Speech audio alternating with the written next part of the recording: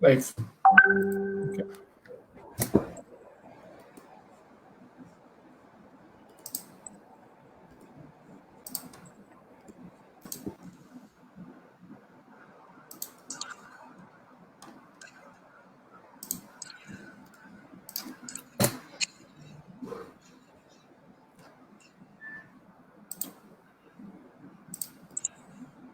I am not getting the option of.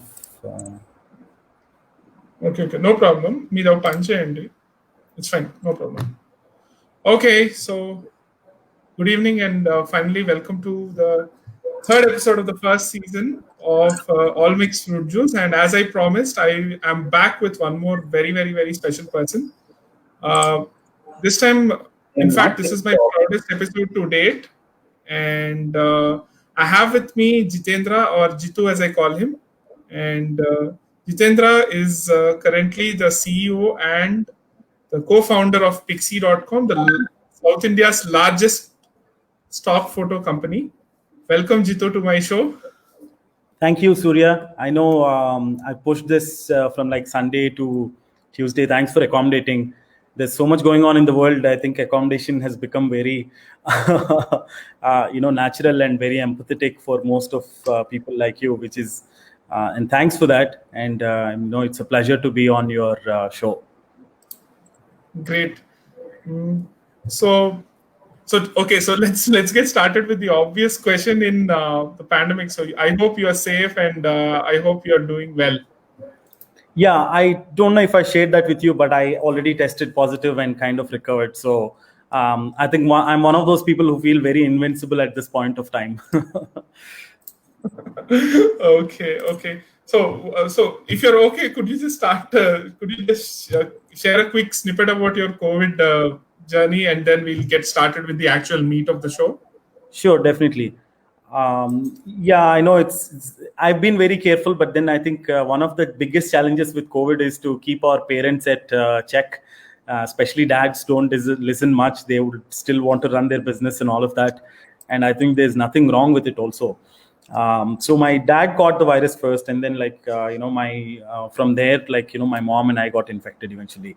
But thankfully, both of them recovered really fast. I think the biggest credit goes to like all the Medicare workers and doctors who have like accumulated all the knowledge over time and kind of brought in those best practices where COVID is not anymore like a major threat, right? It is something that is almost curable at this point of time, as long as you detect early. um, I think I also shared all of my experiences on Instagram and other places, even on Twitter. So I think the key is to get tested as early as you can. That will be like the best way to recover fast. Right. I almost went into home quarantine twice when I felt I had the symptoms, but luckily both the times I was lucky enough to not be in that premium club or whatever how we call it. But I'm really glad to know that you are out and done with it. And I also believe post that you went on a very royal vacation and you're back now in Hyderabad. Am I correct? Yeah, it's not a vacation; it's a workation. So there's a huge difference between. Yeah, I get it. But primarily being in Coorg and doing many amazing things, obviously work included. That's how, I have wanted to have you on the show. People who are making difference to how they work and they create a difference. Yeah, thank you. But yeah, I think I think whole of India is discovering this new whole segment where they don't even have to take an off, but they can still relax and have fun in a really nice place. And I see most of the people and a lot of startups are preferring to go to Goa. And I see like this week especially, I see too many people going to Goa and working from there. So COVID has definitely created new opportunities, and I think it's good. It's good to see life slowly getting back to normal. Absolutely, and a bunch of my friends are also in Goa. A bunch of them are somewhere in Kerala, and all of them are reporting that the flights are full and the airport is working as normal, and things like that. So it's very delightful to see, life getting back to normal, I especially. am loving it. I think I'm loving it. absolutely, I'm loving it too. Considering ultimately everybody is back to smile on the face, and everybody's economy is back. Shops are seeing sales, and everything. And we feel all alive once more, and I hope we see light at the end of this dark tunnel ultimately. Yep. But it's Great. also, I think it's a great opportunity, just a small bit there. But I think it's also a great opportunity for all of us to kind of take a step back and reflect back at our relations and our, core values. And I think people have come out of this, with much more stronger relations in terms of both family and friends and all sorts. So definitely, I think this was a much needed lesson for all of us. Absolutely. So, a lot of things which continue to make sense at one point of time don't make sense anymore today. And a lot more things which probably didn't make sense at a point of time start to become very important. So it's all about that play of time, which continues to be a part of our lives. And COVID continues to be that pole for our generation. We are this generation where we are into our late 20s or early 30s, and we continue to see life upfront, and COVID is a big reality check, I must say. True. Absolutely. So coming back to the actual thing we agreed upon, right? So humble beginnings in Andhra. This is not a scripted interview, just so that everybody knows. Yeah. So since it began very, very informally and we got into talking right away, let me explain the format right away. All Mixed Fruit Juice continues to explore different things about life, travel, food, friends, business, money, and many more things what I can describe close to life and real. The beauty about All Mixed Fruit Juice is that it is unscripted. That's the agreement between me and the guests on the show. And we continue to keep it live, real, and upfront with no censorship wherever. And so, right then. So, humble beginnings in Andhra Pradesh. You started off in a small village, then you did engineering like everybody. Went to Amazon, and then, right after that, you went to USA, did your masters. Then what happened? Oh, so I think we skipped a few things, but yeah. One of the things that happened in India while I was here and working with Amazon is, I think that's how we met, if I'm not wrong. The political side of the world, and then my parents getting worried that if I would become a full-time politician at 22, 21, and then I had to, almost, I was almost forced to go to my master's, so that I would continue to be in the tech and business side of the world. So all of that has happened, and once I moved to US, so I got a random call from one of the followers of my writing, of that page that I used to write on. And said why did you stop writing? I said hey, my purpose is done. We won the elections, so it doesn't make sense to write anymore. But then he was you actually write good, so you're anyway in college, so why don't we start something? I'll take care of the tech part, you take care of the writing part, we'll do something. So we started writing about South Indian stories, and we always felt back then, I think it's still a reality, where most of the media houses don't step out of Delhi, or don't step out of Mumbai studio for that matter, and call themselves national media. So especially when you are young and more aggressive, we thought there should be a stronger voice from South. So we started South Report, which did really well. And we used to have 1 million views a month or so. Back then, these were big numbers, pre-geo numbers, just to be more precise. Yeah. Absolutely. So we started South Report, and we did really well. That's when we realized, I think there should be more that we have to do. But then I moved to Citi after Citibank in New York after graduating.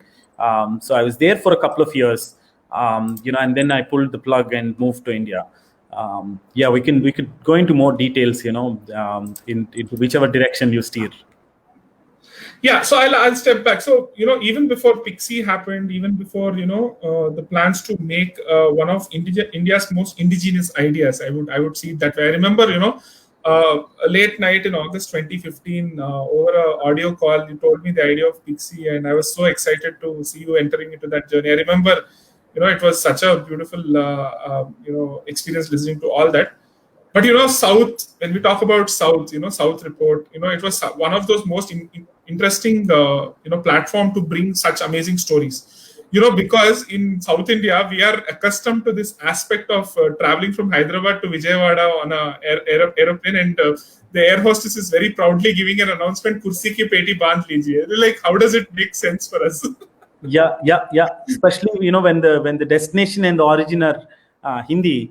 Now it's also actually more risky, right? So most people don't understand what they're saying, and then in case of an emergency, the whole point of that announcement is that people are aware of what they should be doing, and you're announcing in a language that they don't understand. So I think there is still more work to be done there, in terms of bringing that.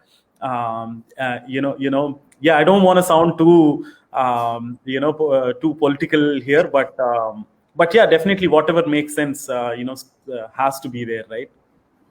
Absolutely. So, I'm also very proud to say that I was also contributing regularly to South Report. Even once in a while, when I feel down, I go back and read those articles, and it's such a beautiful experience working with you and your entire bunch at South Report. So, tell me, about how life at South Report was, like getting the funds, and how was the entire business model working for you? Yes, honestly, it was more of pet project than a business, I would say. I don't think we ever looked at it as a business, though we made some decent money out of it. So it all started with, like, we need a platform. That we were very, very clear, because at that point of time, Facebook was already diluting, and it doesn't make sense to it's and also it's not searchable, it's not indexed well. So if I were to go back to what I have written back in 2014 or 2013, it's almost very difficult to go trace back those things. So we started that as, how do we produce those stories originally? And one of the interesting things that we did is we created those stories, and to make them visually appealing, we basically wrote the story and then gave it to a bunch of photographers and said, hey, we want pictures for these stories. So those folks went around the city. So one of the things that we have written is that food places in Vizag and Vijayawada, those articles were heavily viral and all of that, right? So we experimented with content. We simplified content, in terms of breaking down complex ideas into simple language and into listicles. So it all worked out well. At the end of the day, there was definitely revenue involved through our traffic. We used to make about 1 million views roughly. So we used to make about $5,000-6,000 back in the days, with just a bunch of 2-3 people working on that. And my current co-founder of Pixie, he used to take care of the whole tech of South Report and all of that. It did well. I don't think we ever looked at it as a business idea or as a business model, but it definitely taught us a lot of things. And I actually hired a bunch of people in Vizag when the state was formed, and the startup village was set up there in Vizag. We had a small team of 2-3 people working from Vizag for South Report. But at the end of the day, content business is very, very difficult to scale. And that's when we thought it's not a good idea to run it when we cannot produce quality work, especially when all of us got busy. We realized we either give it a full commitment and run it with utmost quality, or not do it at all, and not ruin the reputation that we have built over that period of time. Absolutely, the city never sleeps, and if you're not sleeping at city, obviously your priorities need to change. Yeah. And I still remember, you passionately telling me about how content needs to shape out. The need for quality content is a huge thing in India, and if content is not available, what people can resort to in this country. Yep. So moving on, I think somewhere in your days at South Report is when the idea of Pixie was formed, I believe. Am I correct? Because you understood the need for quality photos and everything. Am I correct? Yes. So here is how it used to work. So I used to research for like half a day, write the article in like half an hour or like 45 minutes max. And then finding the right imagery used to take almost another half a day or at times a day. And without the right content, there's no magic in that content. So it will fail. And we were not ready to let those content pieces fail that we have written with passion, right? So we realized that there's a massive gap. Now, when we look back, why is there such a massive gap?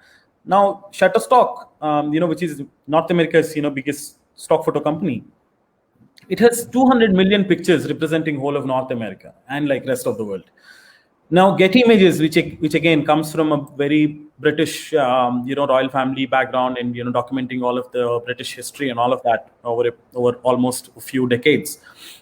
They have about 90 to 100 million imagery that represents whole of Europe and the rest of the world. Now, if you look at India, we only have like a million images representing whole of the country, and we are way more diverse than either US or Europe. If you cross every 100 kilometers, the food changes, the culture changes, the way people dress change, and everything. The other day, we were just crossing a bridge, at the border of Karnataka and Kerala, and all of a sudden, like all we did was like traveled 1 kilometer, and all the pants converted into lungis in a moment, right? So visually, we are very, very different. You can't just use one picture at another place. So considering all of this, we realized that hey, there's this massive gap that nobody has filled, and we also looked at the reasons, right? You have to be really, really good with business, tech, and content. If you're not good with all three, you cannot build a stock photo company over a period of time in India or anywhere else. Now we realized that we are actually the right team to do that, and that's when we realized. So actually, there's an interesting story. So my co-founder of South Report and I did not meet for almost 10 months after starting the company. So we met for the first time after 10 months of running the business together. So Wow. yeah, and yeah, I almost started a company with a stranger, and now he's my co-founder and is doing great. So so when we met for the first time, we were sitting in Starbucks having like endless conversations. So at some point we were like, should we just move to India, because we don't see something. I don't see a point of being here forever, trying to become a citizen of another country, so that you basically have to, you basically can skip a lot of things that you have to go through in India, right? So that idea somehow did not feel like what I wanted to be with. So that's when we were exploring what we want to do in life, and we've always wanted to be in the content technology product space. So that's when we kind of on a napkin we wrote that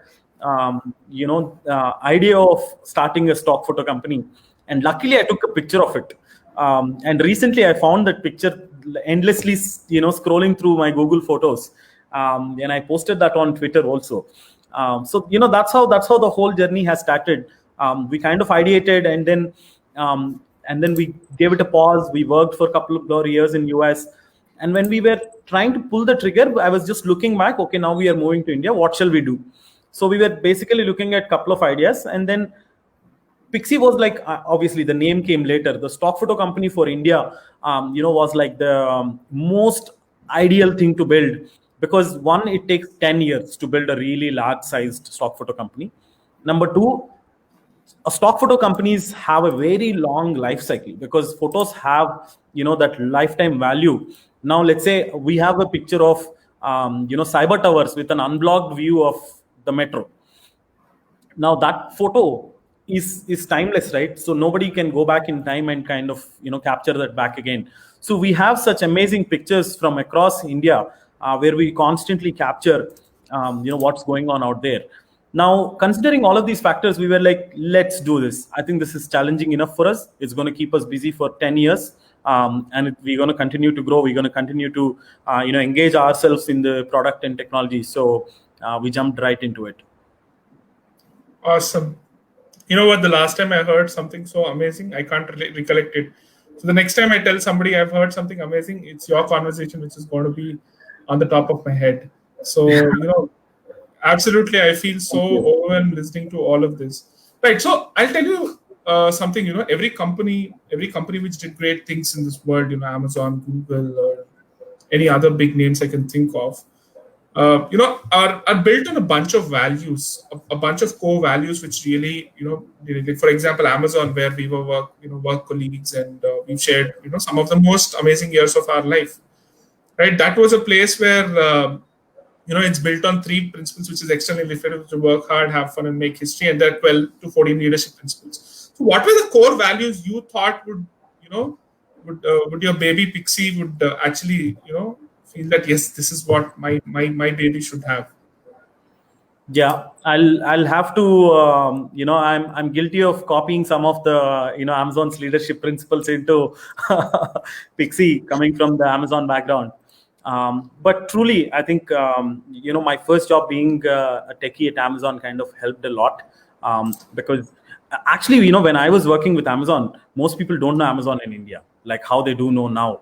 I had to tell people that this company sells groceries as e-commerce in US. That was my explanation back in 2011, and now, like, my mom keeps watching stuff on Amazon Prime. She'll be like, "Oh, you used to work in this company. Look how they grew in India now." Like, so, so those leadership principles kind of make that companies. If you look at Jeff Bezos as a leader as well, right? I think he's phenomenal, and what the kind of value that he has created, globally with AWS and all of the things that have changed how people work. All of that is phenomenal. So we definitely have some principles kind of borrowed from Amazon in terms of how we operate, especially the ownership part. We have ownership is like one of the major principles. I also use some of the making great hiring decisions training, in Pixie. But yeah, ownership, I think, is one of the biggest things that we follow in terms of how we operate. Each of us own every individual module or a feature or any of it is owned by one person for sure. So it all boils down to how much of an ownership that each of those product owners are taking, and how are they delivering on that is one of the things. But if we look at the fundamental values, I think what Pixie is built on is transparency and trust. And what we have seen, and see, the other thing is we are building a community here. We are not just doing a trade on some random goods, right? So we're not selling some minerals or some random produce stuff, or importing some from somewhere and just shipping it out. So we're basically selling creative products, which is every photo is a creative work of an artist, a photographer. Every video is produced by a creative person out there, and they're very personal to it. And what we are also building is a community here. So the first things to build a community is, honestly, I think at the core of all of our teammates, we try to maintain that transparency and trust on which everything is built. So now, if you go to Pixie as a product, you'll see these two, in every feature that we have. If there is a sale happening, you will instantly get an email, not even a minute delay, right? So there's almost a seamless, cycles of product, and then that whole life cycle of the user journey is created around it. And what we try to do is give that honest effort, to create the maximum value to the customer. Awesome. Fantastic. I was addressing a bunch of students in Satyabama University last week, and they had something very interesting to ask me. They were like, what are the rules, what are the rules, or what are the things I need to do to, become a great entrepreneur? So I just answered them back saying that, the good thing about being an entrepreneur is not having a set of rules and forming your own set of rules, right? So that's the question I am asking you right now. So what were the rules you decided to have when you said, yeah, I will want to create a space of my own? And what were the rules you wanted to have this time around? So rules for myself or for the team, or how does it work? So the rules, like, for yourself, for team, like, what was the order of the day for you? Yeah, I think we work in a very interesting way. So we have an unlimited leave policy. I think so. That's the first one. That is very, very different from most of the startups. Some of the fancy corporates in the valley have this, but we do have it as well. And in India, it's usually considered as like something that people would abuse or any of it. But we have seen great results with that. Especially, I think that flexibility. We don't have a work timing, so nobody has to clock in at 9 o'clock or 11 o'clock. People can start working anytime that they want. People can stop working anytime that they want. People can take leave anytime they want. So I think that freedom, I think, is what I created for myself and for the team. and that has definitely reflected in like higher productivity for sure.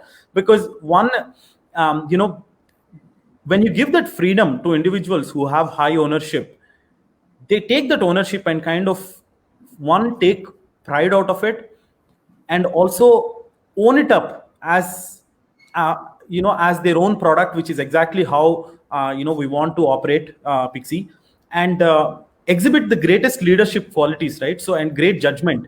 Now when there is a deliverable, when there is something coming up, you know, people come together and work for long hours without us asking.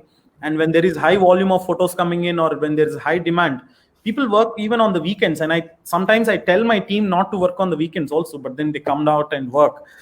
So I think that freedom is something that we created very, very you know, I think that was the rule that you know, we created for ourselves. But yeah, and you know, when somebody has something that they have to take care, you know, either personally, especially this year has been very challenging, right? People were stuck, people couldn't access stuff, people had to travel with, you know, their pets, people had to vacate their homes, you know, post lockdown. So a lot of things have changed, and you know, that kind of flexibility that we have with you know, Pixie in the team kind of helped them you know, navigate through that very smoothly. And the other thing is, we keep it very, very friendly as a team. So we don't we definitely try to have as much fun as we can, because see, at the end of the day, if you're not this is one of the things that I tell people at Pixie: if you're not having fun, if you think you're frustrated working with Pixie, just leave. You know, you have, just find something else. And it is my responsibility to make sure that nobody feels that way. Right, absolutely. You know, it's fun to say that even my company Zenoti has a, you know, unlimited vacation policy, and I know what kind of results it brings, you know, to my entire team, and the passion with which each of them work. So I think that's a great thing which I can reflect upon right now, and also enjoying what you do. So some of these most core, you know, core values, which the core rules you fixed. Yeah, and sorry. Yeah, and we're in a creative, so there's no point of, you know, feeling sorrow about going to work every day. We enjoy looking at all the pictures that people send, and we process almost you know, close to 6,000 to 7,000 pictures a day at this point of time. Now think about how much diverse stuff that we look at every day. And I think in lockdown, without us traveling, we still got to look at a lot of you know, the world. Absolutely.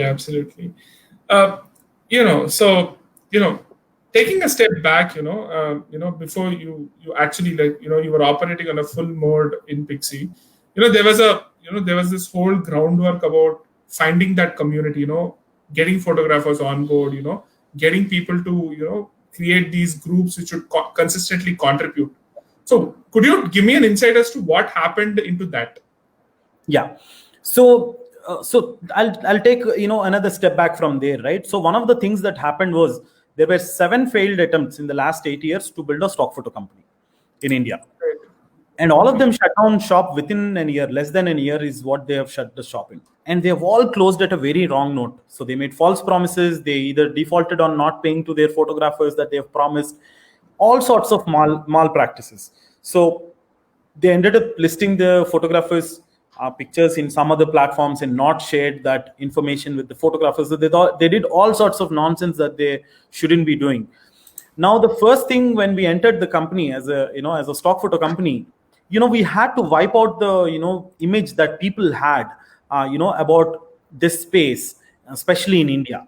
So the first thing we did was, let us not rush into it. You know, we're not here for like a 1 year, you know, sprint or a 2 year sprint. We are here for like a marathon, which is 10 years or even more than that, right? Now, you can't build that without a strong foundation. So the first thing we did was, how do we build this strong foundation and trust, right? So we went out and met a lot of photographers. We convinced, especially I went, right, like personally went to a bunch of photographers and said, hey, this is what I want to do. This is what I'm doing. This is how I am trying to do it. And I would like you to, you know, try us out and see how you feel about us and give us feedback. So we did that with at least the first 200 photographers I almost personally met and brought their pictures on board. So we grew very, very slowly, but then we created high, you know, trust and engagement with all our photographers. That is definitely paying off today, you know, and we are seeing that compounding effect 2 years down the line. If I want to talk that about in numbers, in the first 1 year, I think we onboarded about 900 to 1,000 photographers, the whole 1 year. The second year, by end of second year, which is around January this year, we had about 4,000 photographers. So we added another 3,000. Now from January until now, we jumped from like 4,000 to now today we have 30,000 photographers on Pixie. So if you look at how we are, yeah. So the compounding effect is really, really, kind of paying off. And if you talk to any of our photographers, we have never broken their trust, and there is highest level of transparency. The payments go on time. Even during COVID, we went out and made sure that we dropped our redeem minimum from like 500 to $100 so that a lot many more people can redeem their earnings.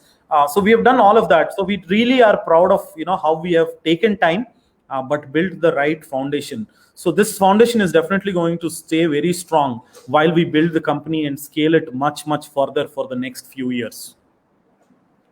Right, guys. So all the aspiring entrepreneurs or people who've been biting the bug of starting their own thing, this story should let you fly without Red Bull. In fact, so obviously when we talk about starting up in India, or you say, hey, I'm an entrepreneur, there's so much of prejudice, or there's so much of resistance, be it from family or from the overall society, right? Of course, I'm not even talking about the challenges about running a business in this country. It's not Singapore ultimately, where you could do many more things, or other entrepreneurially advanced countries. So what was it like to battle these prejudices and stand tall? What was it like? So definitely, I think the first thing is the family, right? Like, how do you convince the family? And by the time, I think I was already being pushed. My parents were already being pushed by all of our relatives, or like some of our relatives, to, he's in New York. He has a really good job in Citibank.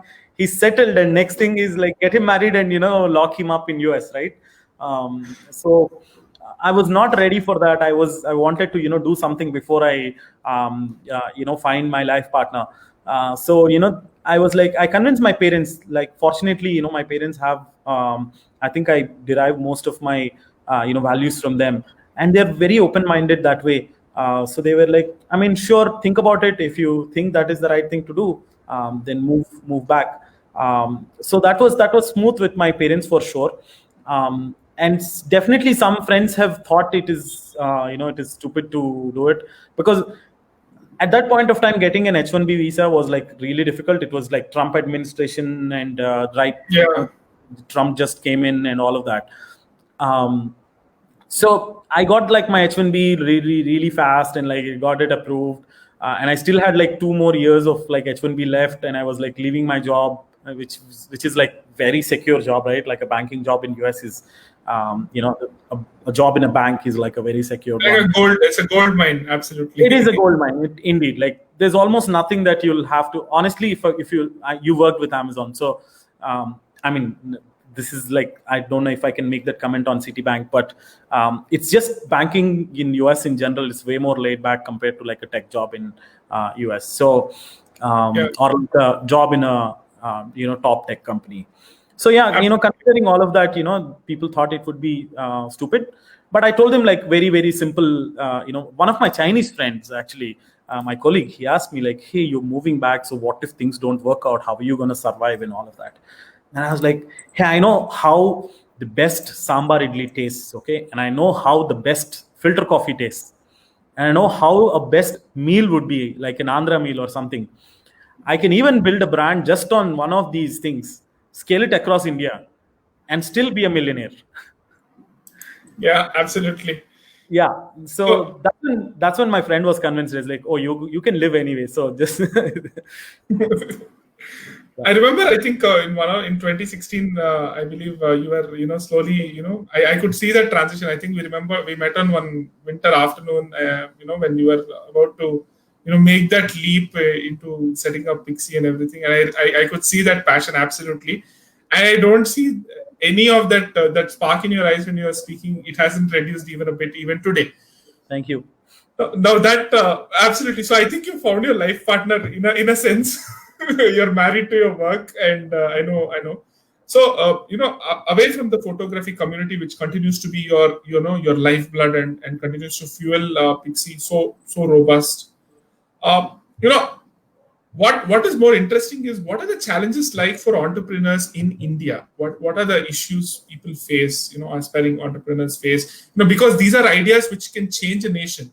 They've changed USA, they've changed Singapore, Japan, Korea. These are countries which have transformed because of entrepreneurship. Even Hong Kong, Israel, and I can go on and on. Right? But what is that which is a huge gap or the leap we have to change as a nation when we are adopting or we are embracing entrepreneurs in our lap? Should I be politically correct or should I be honest?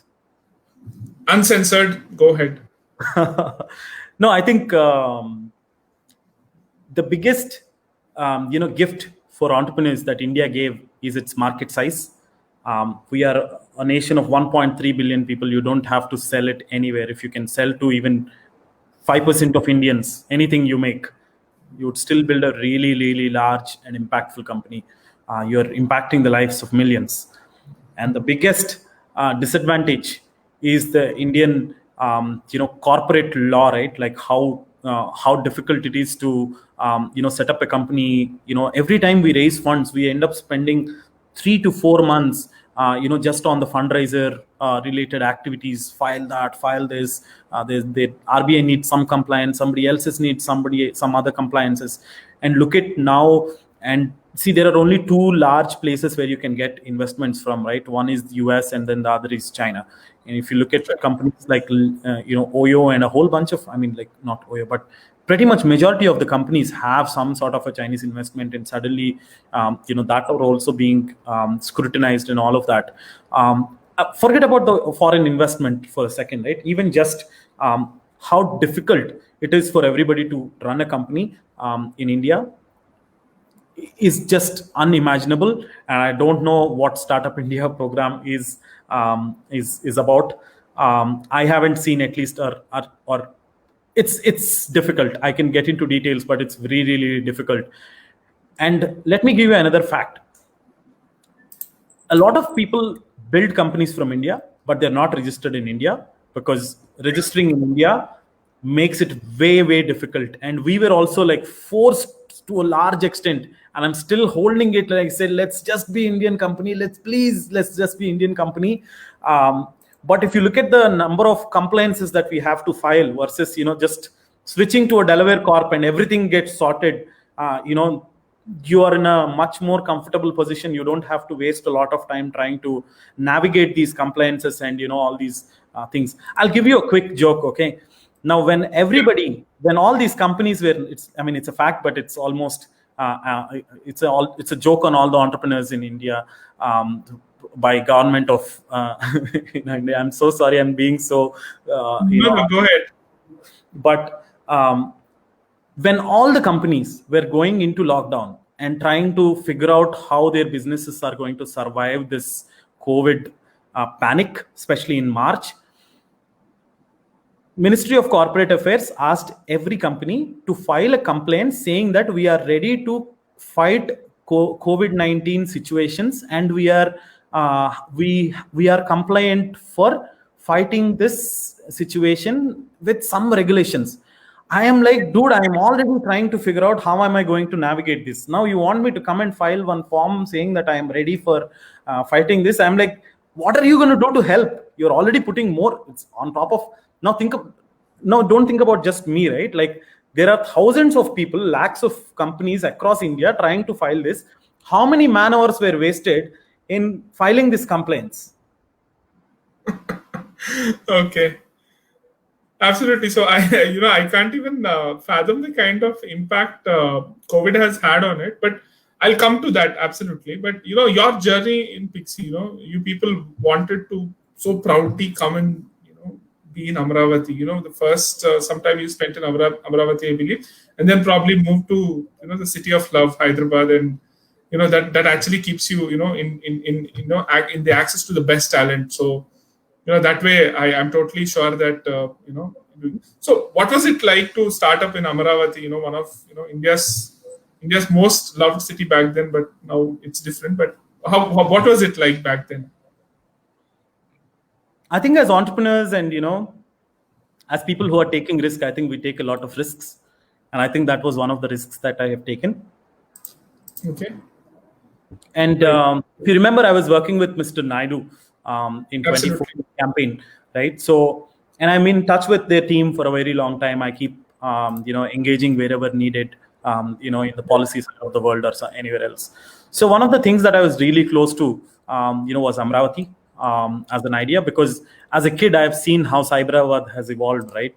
Now, obviously, credits to the KCR and KTR, who are continuing that legacy of Hyderabad and developing it constantly. But I definitely love the idea of creating new cities, because that's exactly how we can we can control the population explosion in cities like Bangalore and kind of create new economic power centers, right? Which will create whole new opportunities, and all of that. So I believed in an idea, and then while Cyberabad was being built, I was a kid, so I thought, now I can engage with Amaravati as an idea, and kind of operate. But somehow, we did not have enough community there. So one of the things that I definitely suggest, every aspiring entrepreneur is preferably start in a large city. I think that's a lesson that I've learned in a hard way.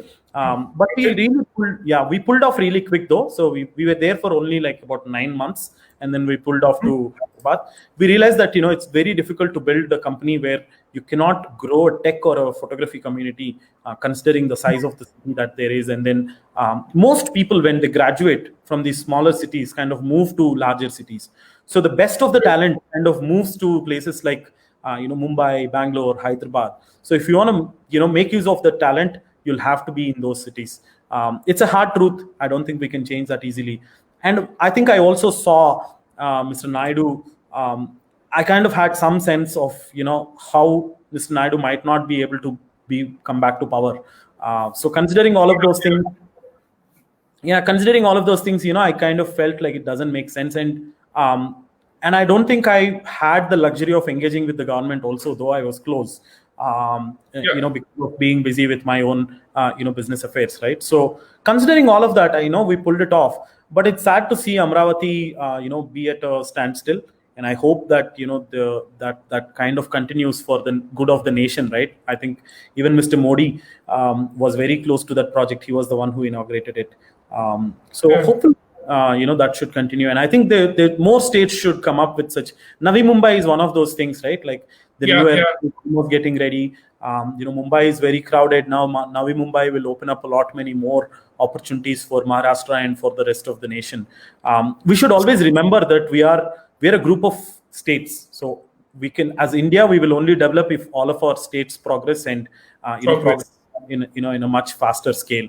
That way, I'm gonna take my love for the South Indian states and say how economically we're doing really, really good, and I think we should share those best practices with most of the states and kind of grow faster. Yeah, I could see that, and obviously the Cyberabad idea. I remember when I was probably 5th class or 6th class, all of us when Cyberabad became this big reality that US stopped for a moment, took a breather, and looked back at India. That was a huge thing, and I remember when ISB was being inaugurated. I said, wow, this is. Do you remember Afro-Asian Games and the national games that were happening here? Absolutely, it's like dream. It's a dream, absolutely. I still remember, for a long time, I worked in Google. I worked in, Amazon. Everywhere when we talk to people outside India, they would say, "Hey, where are you from?" We said Hyderabad. Oh, Hyderabad! I know that city. Yeah, now, even when the map is not. Yeah, go ahead. Sorry. Go ahead. I'm very sorry, Jitu. You were saying something. Go ahead. No. Yeah, even when I was in US, right? Like there is a certain level of pride that people know Delhi, Bangalore, and Hyderabad, and obviously Mumbai and some of those places. But Hyderabad not being one of the top 3 cities or not the top 4 also, but being on the in the international radar, is absolutely a great thing. And today, I'm so proud to be a Hyderabadi for sure. And if you look at even the recent rain, right, it's so unfortunate that most people are suffering in Hyderabad, while we are having this conversation. But if you look at the whole Cyberabad area, the advantage of having planned cities is that, the roads are almost, so good that nothing has happened, right? And like I was mentioning, continuity of administration, and continuity of governance, and not going for vendetta politics is definitely giving great results in Hyderabad that way.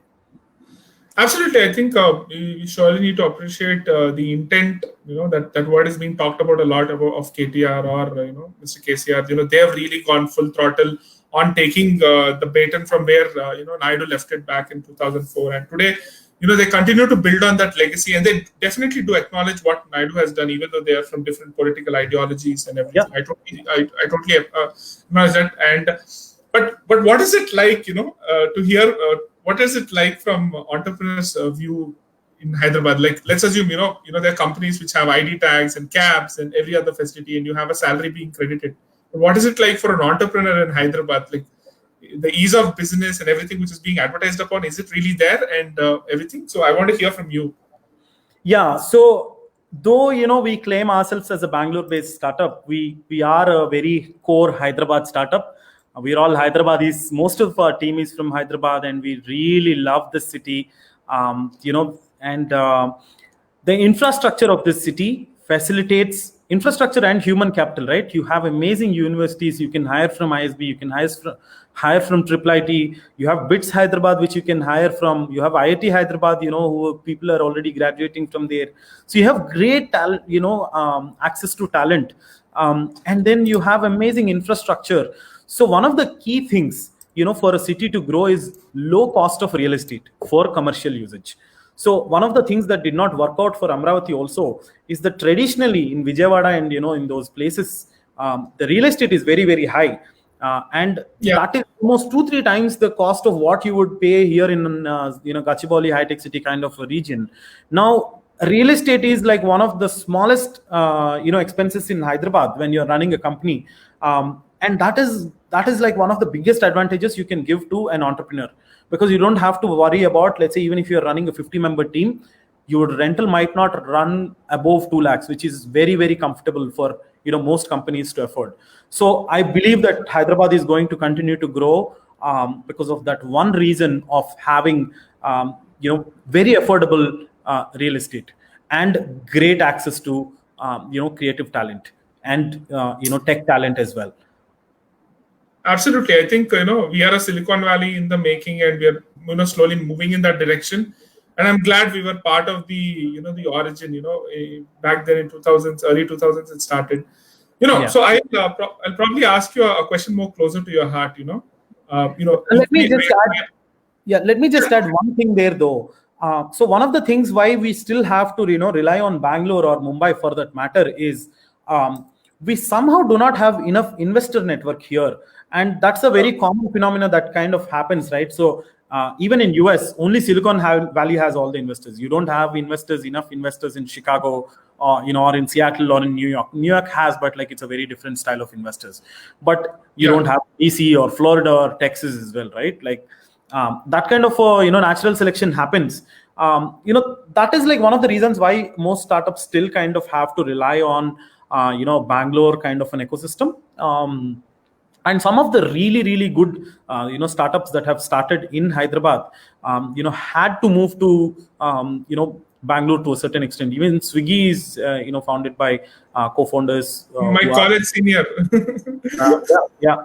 So yeah, considering all of that, we still have some places where we can, do better, especially like access to capital and all of that. But in terms of running a company, I think I would love to be in Hyderabad. And I'll tell you like a very small, quick thing, which is my commute when I moved to Hyderabad close to 2 years ago, was from my home to office was about 45-ish minutes. And then they laid a new flyover without any of us asking, which is good. And that got to about 30 minutes. And then they opened a new flyover now. Now it has come down to like 15 to 16 minutes. So whereas in Bangalore, it kind of keeps going up in terms of time. Up. Yeah, so I love everything about Bangalore, but every time I go there, I keep complaining like, why are you guys so quiet? I mean, like, why don't you guys question your government? Like, you guys are paying, you guys are contributing so much to the Karnataka's economy. So you deserve like a good roads in Koramangala and Indiranagar at least, if not everywhere else. Absolutely, where most of the startups are placed. HSR layout, Koramangala, and in Indiranagar, I believe, should become a union territory for all practical purposes, so that they have a separate governance. Yeah, Right. yeah. And that Silk Board, not Silk Board, and that Sony Signal flyover should finally be complete, which I am not seeing. Yeah, absolutely. Yeah, but anyways, yeah, go ahead for your. Yeah, absolutely. I know. There's this famous joke in Bangalore saying that if a guy crosses a Silk Board signal to come and meet you, go ahead and marry him without asking any questions. Yeah. Right. I think the voices like you are very essential for the investors to start taking Hyderabad very seriously. If IIT and BITS have come to Hyderabad to start their colleges, it also means that employers started coming down, and if voices like Pixie or many other companies put their operations here, then the investors will also start taking Hyderabad more seriously. Of course, T Hub and all these are extremely powerful signals to move in that direction. So I think there are steps being laid there. There are definitely steps being laid there, but it will take time. I think all of these things will take time. Yeah. Yeah, let's just pray that the right kind of people who make the decisions continue to be in power and they drive, because India is heavily embroiled into that political boom of driving the economy forward. Yeah. Right. So I'll take a question. I'll take a step a little backward, and it's a question. It's a more I would say a personality-driven question. Your association with Mr. Naidu, somebody whom I very admire a lot, or I have looked up onto him, and even today, he's somebody whom I quote. The people, in 10 people, there are 8 people who continue to look up to the great things you've done, or the kind of textbookish stuff, or in a very beautiful way, his association with youngsters like probably you or Tejaswini Pagadala or many other names, who continue to contribute to his work back then in his power or back then. But what interesting I'll ask is, I met somebody, he said something. He said Naidu makes his decisions, faster than most corporate leaders do. Yeah. So, what were the things you learned from Naidu that help you in this journey of your entrepreneurship? Oh, he's the one who's reason why I am like an entrepreneur today. Yeah, I know that. So, a little bit into that. So I'll tell you that really short story.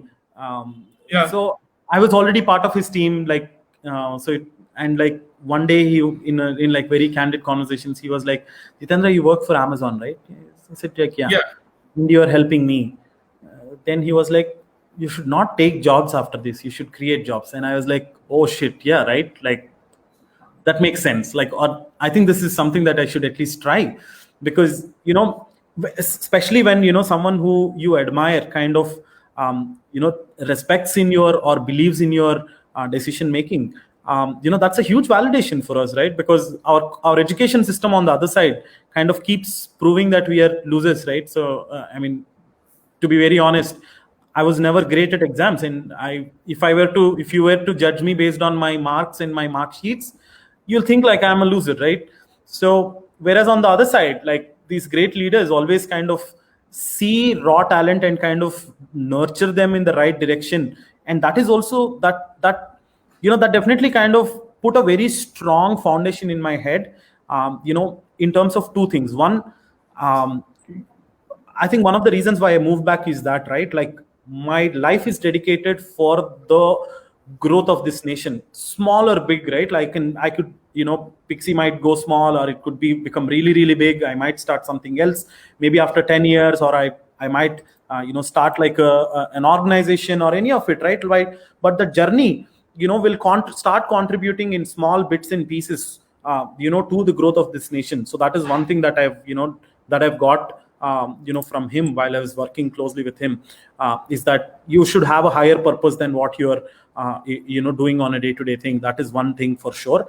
And then creating socio-economic change, right? Like if you look at 30,000 photographers we work with, over a period of time, we are going to, in small ways or big ways, we're going to transform lives of a lot of people and families. So I'll give you a quick example. We have like housewives who are into IT and they like photography. So they click with their mobile, they cook something and they click that, or like they on their way to work, or at work they click something and they make some money out of it. And I got one of the messages that, this is my first earning through photography. Thank you. That kind of gives you so much more energy, right? Like, and we have a 13-year-old kid who's selling on Pixie. We have a lot of engineering students who are, making small pocket monies for, from Pixie with their photography, and it kind of motivates them to choose, creative fields also, or, or while continuing to work on their primary thing,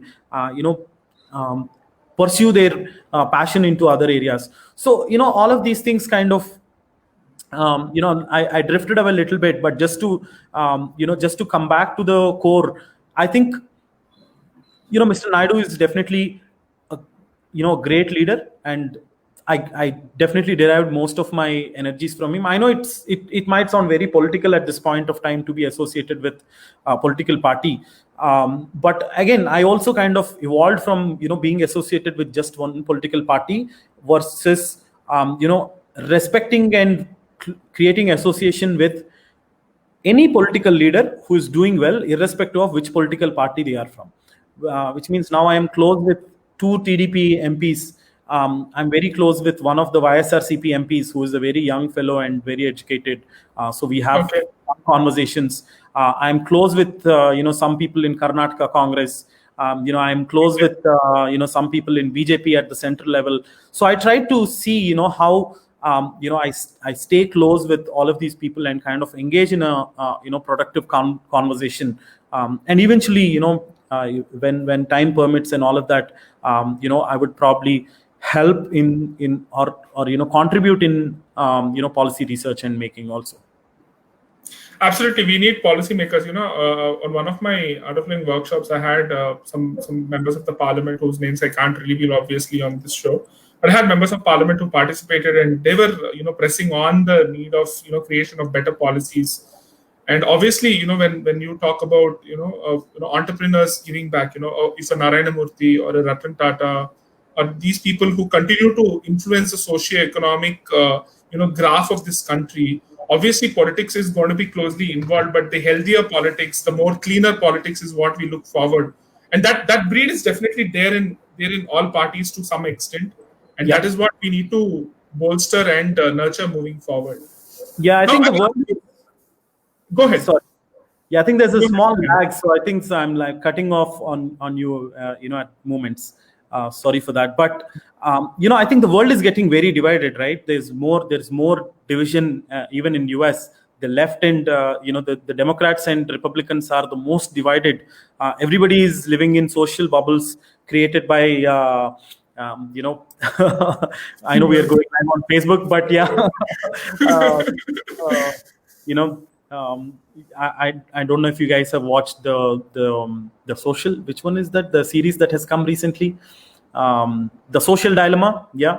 Okay, The Social Dilemma. Yeah. I mean, to finish it though, but yeah, I've heard. Yeah. So that divide has increased more than ever. Even in India, I think we see some shades of that. So the idea is to break that barrier and kind of what is the primary goal of all of us as citizens and engaging in politics, on a top layer, right? These policies transform our lives, and how do we engage with them to create policies in a progressive way, in a way that works for all of us, and in a way that makes sense, right? Is what should be our ultimate goal. Absolutely. So there I'll ask you a question which will probably bring a smile on your face. Probably, you got a little serious talking about this, and sip that water, obviously. A question, when we talk about socio-economic change, one person who obviously I relate to very deeply is the late president of this country, Dr. APJ Abdul Kalam, somebody whom I really look up to. I had the privilege of meeting a couple of times, and he told me, just follow your dreams. And probably, if I'm interviewing you today, sitting here, this is probably I'm trying to live up a dream. That's why I named our episode "Living the Dream of Startup." So I'll ask you this question: what was that impact with we constantly keep quoting Dr. Kalam, and his aspects which are deeply ingrained into your personality. I know you as a friend also. So what was it like? What is that? What does Dr. Kalam mean to you? Yeah, unfortunately, I couldn't meet Kalam sir for whatever reason. As a kid, I almost, when I was in ninth class, he came to the presidential fleet review in Vizag. It was crowded. I just wanted to get a sight of him. I couldn't, but I think the way I look at myself is like I'm huge Eklavya for him. So actually, my whole, yeah, I kind of miss him for sure, his presence. And I think India also misses, a leader like him who has set a direction, at least for us, when we were at school. Having him as a president, kind of especially when you're at school, right? You're very young, you're still open to, listen to a dialogue and all of that, and, create an ideology. And the strongest ideology, two things have happened actually: the Kargil war and the other things that have happened at an early stage. And then, like, Kalam sir becoming the president has definitely created a strong inclinement and ideology in us to be very driven towards the country's progress, right? And let me quote one of his things, right? So he clearly talks about when there are a bunch of students asking him questions and all of that. He used to ask, like, what do you want to become when you become big? When he used to ask politician as one of the options, only one or two hands used to raise. And he used to be like, we already have good people in all of these, now you should also become politicians, because the policies of this country will drive the nation forward. And he's the one who who has given that vision 2020. I know we haven't achieved most of it, but as kids, I was definitely hoping that by 2020 we will be a really transformed nation. We have done some progress, we have made some progress, but definitely I think there's a lot more to do. But actually, Kalam sir's ideology has brought me close to politics. That's when I kind of tried exploring more into Vision 2020, and then I realized Chandrababu Naidu also has like a Vision 2020, and they worked together, and he was behind Dr. Kalam becoming the president and all of that, and eventually started writing about all of those things and how Mr. Naidu transformed Hyderabad. And then Mr. Naidu realized that there is someone doing really, really good work in terms of writing. He invited me, and then I joined his, and so did all of that. So definitely, I think someone like Kalam sir would be like a huge influence. And I keep telling people that this generation is missing out on something very, very important, which is who is inspiring today to to asking kids to serve the nation, right? I don't think there's anyone doing that. Yeah, I think sometimes I just feel all of us should. Sometimes, like the Russia or some other countries, probably I can't recollect right away, that we should go and spend some time in the army and come back. We start to become more responsible citizens towards the nation. I got a little emotional listening to you about Dr. Kalam. So wherever you are, sir, I hope you're looking down on us and you continue to guide us in some way or the other, like you do to at least the two of these boys who are sitting and chatting right now. Right. So I think it's been a fairly engaging chat. We've crossed a little bit of our agreed time, but closing thoughts, like where do you see Pixie moving forward? How is it placed for you right now? Where are you headed, or how is entrepreneur journey of yours headed forward? Yeah. So I think I was mentioning earlier, right? So most people think that entrepreneurial journey is about getting a few awards or getting a few articles out on on social media and having a CEO tag on social media. But it's actually absolutely the other way around.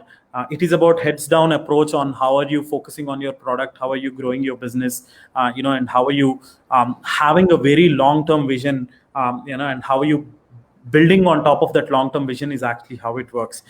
So I think in that way, we've been going really, really well, and we've been doing really, really well. The first 1.5 years, we have focused on absolutely doubling down on building a very strong foundation, and we believe that we have done it well. We are close to 30,000 photographers now. By end of this year, we will be about 50,000 photographers, one of the largest photographer communities in India already. We have more than 1 million images now. We are at 1.2 million images as we speak. And we are growing very fast there as well. And we have customers from across India, and we are growing fast and growing the demand also now that we have hit a critical mass, in terms of the supply. So all of that considered, I think we are also launching stock videos, soon. In a month or so. It's in beta and all of that. So we have a long journey ahead of us. We have like 100 million images, so we will be representing pretty much whole of India, with more than 100 million images, and more than 1 million contributors from across India, contributing on Pixi.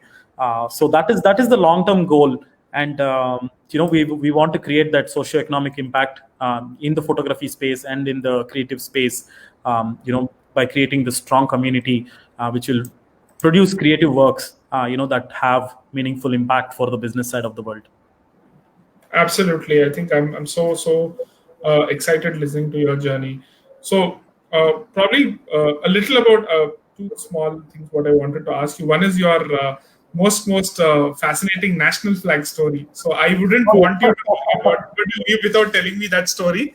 And also a little about your journey in the US. Probably I've always been very fascinated. I listen to my brother who's right now settled in US. He keeps telling me a lot about the journey within the US. US is a very fascinating country. So you throw a little light on your US journey, a little about obviously your most fascinating national flag story, and then we'll close out. Okay? Sure.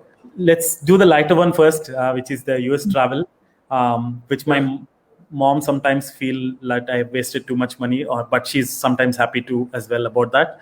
But I haven't saved much while I was in US and spent all of my kind of earnings on travel, because at the young age, I think one of the things that one should do is to explore as many cultures as you can, explore as many places as you can. So I've traveled almost 39 states in the US, and so it doesn't count if you just are passing through and all of that. There's also rules for it. It's called US 50. Something. Yeah. So there are a few rules set. So you have to do at least one local thing. You have to stay at least for 1 day. All of those things. So I've done like about 39 states. And some of those states are like, the ones that I haven't done are like North Dakota, South Dakota, and like Wyoming, and some of those states which doesn't have a lot of stuff. But yeah, it was very exciting.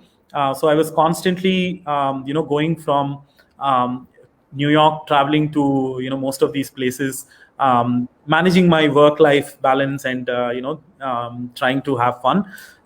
It's been great. And now, if I meet anyone from the US or who has been in the US, there's almost something that we can relate and start a conversation on, which I always feel happy about. And I've also done some. I've actually done 2 courses at MIT, and being in Boston and all of that. So yeah, I haven't made any savings, but I definitely got a lot of experiences, and had a taste of how all you smart people in the big universities feel like. Yeah, I know. Honestly, even after traveling to almost 20 to 25 countries, I still feel bad that I haven't been to the US. I was supposed to travel this year to US, but as Uncle Trump didn't want me to come, maybe that's why the whole COVID thing came. But hopefully, I'm looking forward to travel, and I'm sure you'll go back one day to finish those remaining 11 states and finally hit the flag of the coveted US 50 mark. Yeah, I was hoping that I would travel this summer. I was going to give a surprise to my sister and my parents who were there this summer. Eventually came back here though. My parents at least. But yeah, all of the plans of 2020 have been postponed. We have a question here. Why don't we take that before we jump into the Indian story? Yeah, I think, yeah. So Yeah. So Anil Chaudhary Yarlagadda is asking, we need Pixie to be more budget friendly for new YouTubers. So what do you have to say for that? Oh, definitely. I mean, we are actually the most efficient and most budget friendly so far. If you compare with any of our competitors, the pictures on Pixie can come as low as 100 rupees per image, which is less than most of the coffees that we have out in cafes.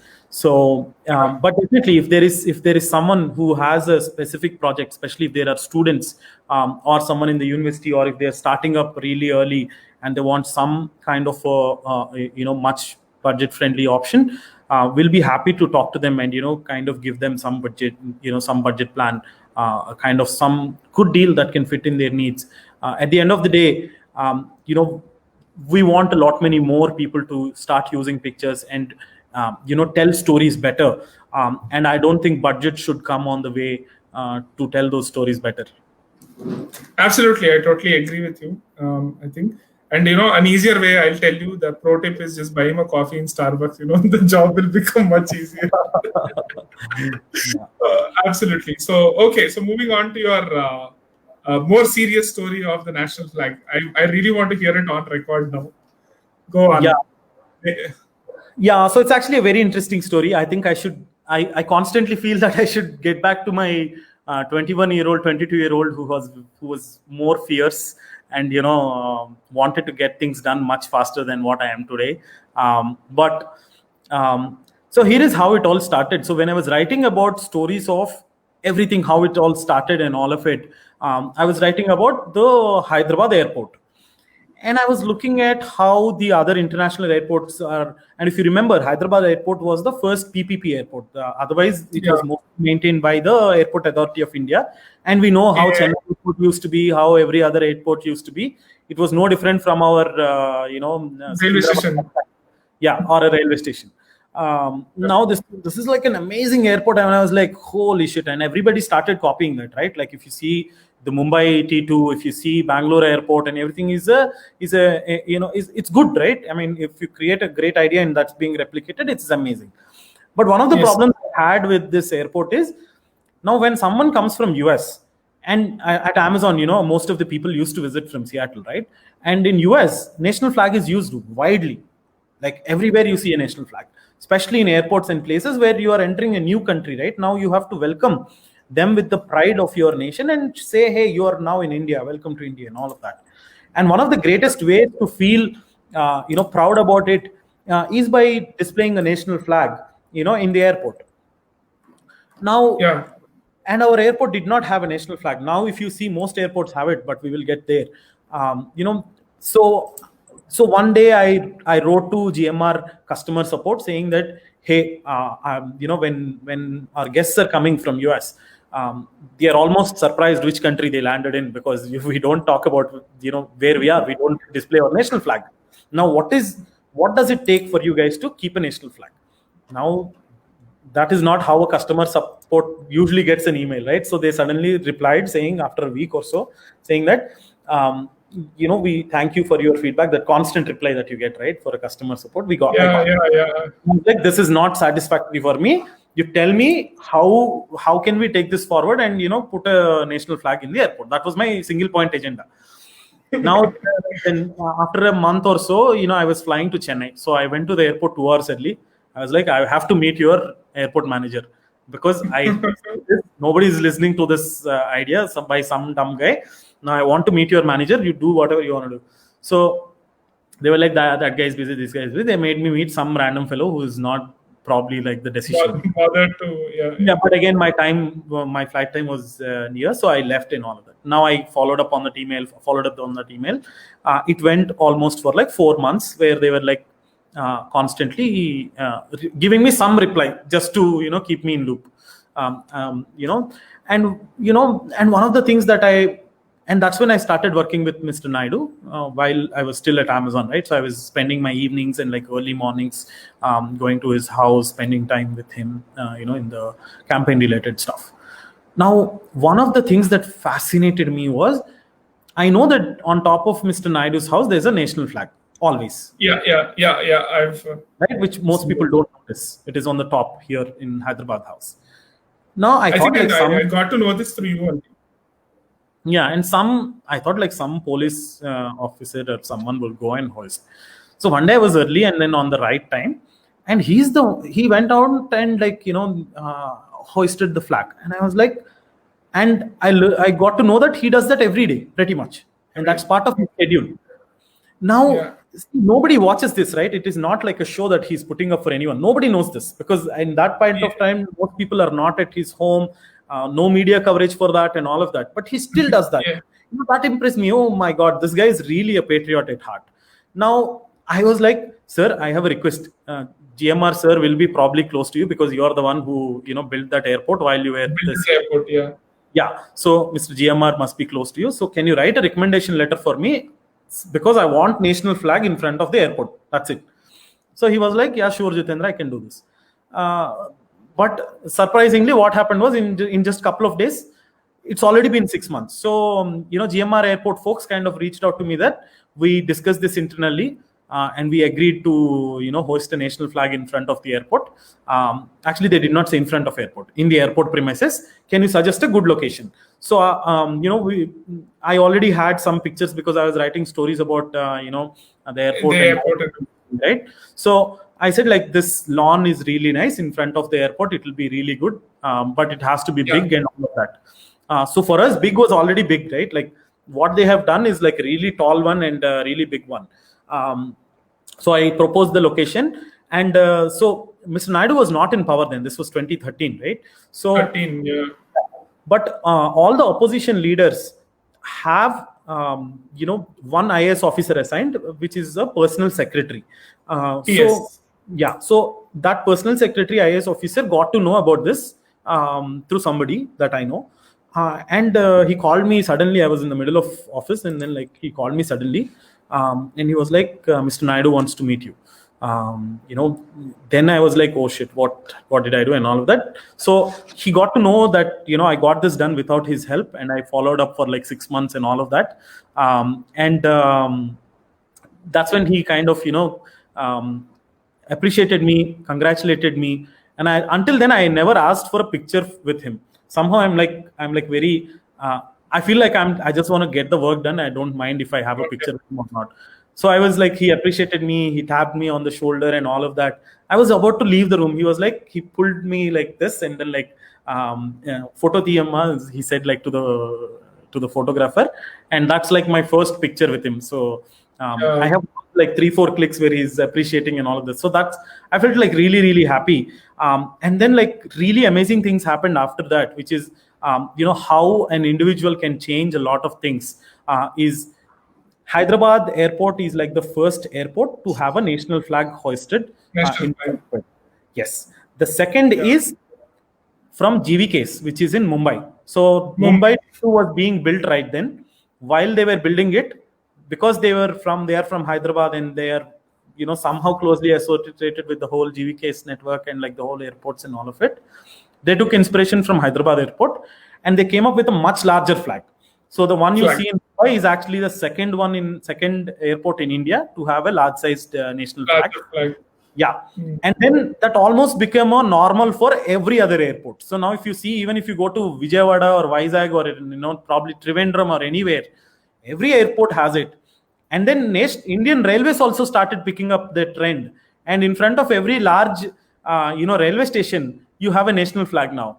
Now every time I see those national flags, I'll just go back in memories by like a few years and say, oh damn, this is good. My fight for like 6-7 months was worth it, because just one change, constant following up, one individual who's not associated with any organization, with no influence, is able to do so much change and bring in so much change all over. I think that keeps giving me inspiration and goosebumps all the time. But I also feel bad that I'm not doing enough of those. But again, I promise that I will do a lot many more of those. And we are actually in conversations, now that Pixie is also doing well, and we spent most of the time, building that strong foundation. I might spend like, an hour a week or so on initiatives like these? Absolutely. So before anything, I'll tell you one thing, that I'm glad and I'm proud I did this episode, and I can call it my proudest conversation till date. And I'm glad I could get an opportunity to get this story of yours on record, and probably publish this as a separate anecdote altogether. So the last and final question for this evening, is that what are the three things you want to tell an entrepreneur who's looking at this video right now? No, in general, right? I don't think even it doesn't matter if who they are and what they are. I think couple of things that I definitely want to tell them is one, always have a long-term vision and have your ethics at your highest level. You might feel like you are winning in short term if you do not follow ethics or if you bypass a few things, but if you bypass any of those things, you'll not be successful over a long term. So always think about this as a 10-year gig or a 15-year journey that you're going through, and have a long-term vision. Have that focus in terms of what you are trying to do, and think about the community, not just yourself or your company. How are you creating an impact in people around you, your stakeholders who are your users, be it be photographers for us or like something else for somebody else, right? And how are you engaging with your community externally, which is in the city that you live in? How are you contributing to that city, or let's say for that state? How are you contributing? How are you engaging with the political system, or with the community in general, or with the other entrepreneurs, or that community in general, whoever is whatever is relevant to you, and build impactful businesses. Absolutely. So on that note, thank you very much for taking time on a very, very probably very difficult evening in Hyderabad, when it's raining so heavily outside and the internet is so choppy, and we pushed this probably a couple of times, and but I'm glad I did this, and I'm glad we spoke ultimately. So thank you very much, Jitendra, Jitu, and all the best for all of you, Prithvi, and everybody else at Pixie, who continue to do great things for this country and for the entire world of internet who's sitting out there. And I'm really looking forward to meeting you very soon, probably not inside a bio bubble, but at least nicely over a cup of coffee in Starbucks, hopefully. And thank you very much. Stay safe, and thank you very much again. Thank you so much. It was wonderful talking to you, because I know you've known me for a very long time, and we have gone through our journeys. We have I know we crossed companies also, and then we have crossed paths a bunch of times. Thank you for all the good work that you are also doing. I know I couldn't find much time in this conversation to talk about it, but keep inspiring people, and keep spreading that positive energy, and it's much needed in especially times like these. Absolutely. The world's a small place, and all of us are going to cross paths and keep making the change what we are essentially meant to. So thank you, Jitendra. Thank you very much. So on that note, so that's the third episode, Living the Dream of Startup with Jitu. And I promise to bring you more stories in the coming weeks, sometimes in the languages which you've been wanting, for Telugu, Tamil, Hindi, and all of that. And thank you very much. Stay safe. These are testing times. We are all in the middle of a pandemic. And see you soon with another interesting story. Thank you.